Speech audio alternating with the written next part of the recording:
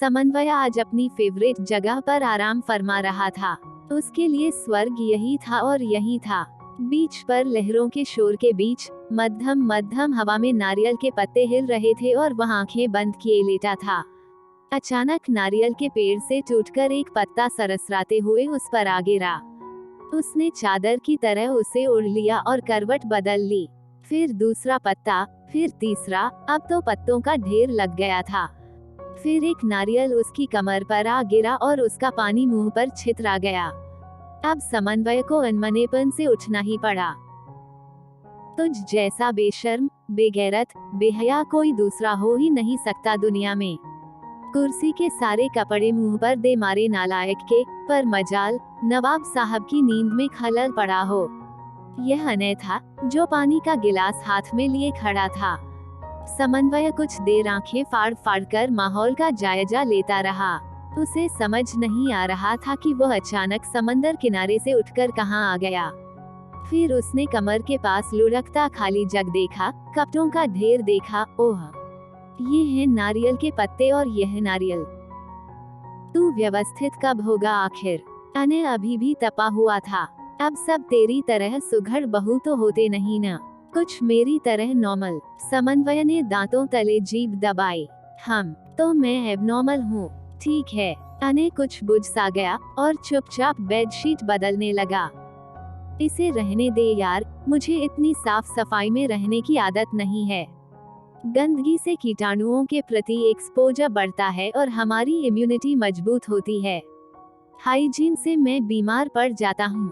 समन्वय ने माहौल हल्का करने की कोशिश की। तभी उसका फोन घंग ना उठा। अरे अच्छा, ओह, आप चिंता न कीजिए, बिल्कुल सब आराम से हो जाएगा। अपने कजिन के साथ मैं बस पहुंच ही रहा हूँ। जो करेगा कजिन ही करेगा, आप बेफिक्र रहिए। फोन कटते ही अनय के कान खड़े हो चुके थे। ओए, अपने लफड़े में मुझे क्यों घसीट रहा है? मैं नहीं जा रहा, कहीं नहीं। No means no. तेरी जरूरत है यार। नमस्या के ससुराल वाले आए हैं लंदन से। एक तो वे बाहर का कुछ नहीं खाते, ऊपर से उसके हस्बैंड को लैक्टोज इंटॉलरेंस है, सास को डायबिटीज, ससुर हार्ट पेशेंट। समन्वय ने उसे मनाते हुए कहा, अरे तो हॉस्पिटल जाएं ना, सब मरीज हैं तो सब खुद ही डॉक्टर हैं। समन्वय ने कंधे उचकाए। प्लीज हेल्प कर दे यार, मेरी बेस्ट फ्रेंड का मामला है। देख, अपने साथ साथ तेरा भी पूरा कबर्ड जमा दूंगा, प्रेस कर दूंगा सारे कपड़े और। अच्छा बस चल निकलते हैं। अने कर्नल सूर्य प्रताप सिंह का बेटा, डीआईजी रुद्रांश सिंह और डीएम सूर्यांश सिंह का छोटा भाई। जब उनकी पत्नी तीसरी बार गर्भवती हुई, कर्नल यह बच्चा चाहते ही नहीं थे। हम दो हमारे दो का क्या होता, सब मजाक बनाते। लेकिन एक बेटी का मोह उनकी पत्नी छोड़ नहीं पाई। इस तरह ने दुनिया में आया, लेकिन कर्नल उसे ज्यादा बाहर लेकर जाते नहीं थे। बड़े दो भाइयों के विपरीत वह बेहद मृदु स्वभाव का, सबकी देखभाल करने वाला, बेहद प्यार करने वाला बच्चा था और माँ के बेहद करीब था। हमेशा उनकी मदद करता। शुरुआत में चाय, कॉफी, ब्रेड ऑमलेट, नाश्ते में हाथ हाथ जमाकर उसने सबकी तारीफ और पिता का तिरस्कार सहा। फिर धीरे धीरे वह कुकिंग में एक्सपर्ट होता गया। हाई स्कूल से ही जब उस पर आर्मी की तैयारी का प्रेशर डाला गया, उसने साफ मना कर दिया। किसी ने सोचा भी नहीं था कि वह कुकिंग में अपना करियर बनाना चाहेगा। पहले सबने ही मजाक समझा, लेकिन जब वह अड़ा रहा, पिता और भाइयों ने संबंध समाप्त से ही कर लिए।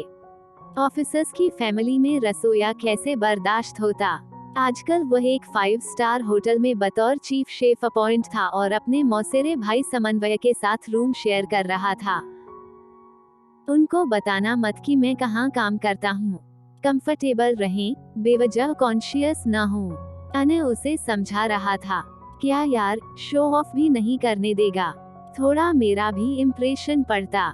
लेकिन तेरी बात भी ठीक है। बमुश्किल 2.5 घंटे में अने ने कई तरह की डिशेज, स्टार्टर, मेन कोर्स से लेकर डेजर्ट तक का ढेर लगा दिया था। Grilled almond barfi, fig mousse, lemon और जो chicken, baked pot sticker, grapefruit sorbet, cranberry meat ballers. नमस्या के ससुराल वाले बस खाने से ही इम्प्रेस हुए लगते थे। बाकी टाइम तो लगता था मुस्कुराने से चेहरे की मसल्स अकड़ जाएंगी। अच्छा यह बताइए, एक बेबी कॉर्न ने अपनी मम्मी से क्या कहा? उसने टेबल समेटते हुए नमस्या से पूछा। माँ बेटे का आपसी मामला है, मैं क्या जानूं? Any gas? No. Baby corn ने अपनी मम्मी से पूछा, मेरे पॉपकॉर्न कहाँ हैं? जवाब पर नमस्या हंस दी। अने ने किसी को हंसते हुए इतना प्यारा लगते नहीं देखा था। आप कैसे उन मूर्तियों के साथ रहेंगी? न हंस पाने की कोई जेनेटिक बीमारी लगती है मुझे तो। मैं ठीक कर दूंगी यह बीमारी। वह फिर हंस दी। मुझे नहीं मालूम, ये जो इतनी अतरंगी सतरंगी पर गजब टेस्टी डिशेज आपने बनाई हैं, जिनके नाम भी नहीं पता, पर स्वाद हमेशा याद रहेगा, इसके लिए आपको थैंक यू कैसे बोलूं? मुंह से और कैसे? और फिर अपनी शादी में बुला रही न अगले महीने, फ्री की दावत में हिसाब बराबर बस। वाकई नमस्या ने डील निभाई थी। सिर्फ शादी ही नहीं, हल्दी, मेहंदी, संगीत, फेरे, विदाई, दोनों भाई हफ्ते भर को वहीं शिफ्ट हो गए थे। दिन बीतते रहे। 8 महीने बाद सगे बड़े भाई की शादी में वह मेहमानों की तरह शामिल हुआ। अब भगवान के लिए केटरिंग वालों को अपना काम कर लेने देना, पूरियां छानने मत चल देना। कर्नल साहब की कड़कड़ाती आवाज ने आते ही उसका स्वागत किया था। माँ ने विनीत भाव से उसे देखकर चुप रहने का इशारा किया तो वह कड़वा घूंट पीकर रह गया। कर्नल साहब ने किसी से उसका इंट्रोडक्शन तक नहीं कराया, न ही उसने घुलने मिलने में इंटरेस्ट लिया। उसे रह रहकर नमस्या के परिवार की याद आ रही थी, जहां उसने परिवार के सदस्य की तरह सारा काम संभाला हुआ था, और यहाँ अपने पराये बन गए थे, जैसे वह कोई मुजरिम हो। समन्वय बारात के अगले दिन ही लौट आया था, जबकि वह माँ के पास से 10 दिन बाद लौटा, तो उम्मीद के मुताबिक सारा रूम औंधा पड़ा था और समन्वय सोफे पर औंधा। फ्रिज का स्विच ऑफ था और जिन डिशेज को देखकर मुंह में पानी आता था, अब उनकी बदबू से खाया पिया मुंह को आने लगा था। उसने कपड़े बदल कर फटाफट सफाई शुरू कर दी। खटापट से समन्वय की नींद खुली तो वह शर्मिंदा सा होकर बैठ गया। सॉरी यार, 3 दिन से नमस्या के साथ कोर्ट के चक्करों में उलझा था। फ्रिज न जाने कैसे बंद हो गया, याद ही न रही। नमस्या, उसे वह खनखनाती हंसी याद आई। कैसी है वह?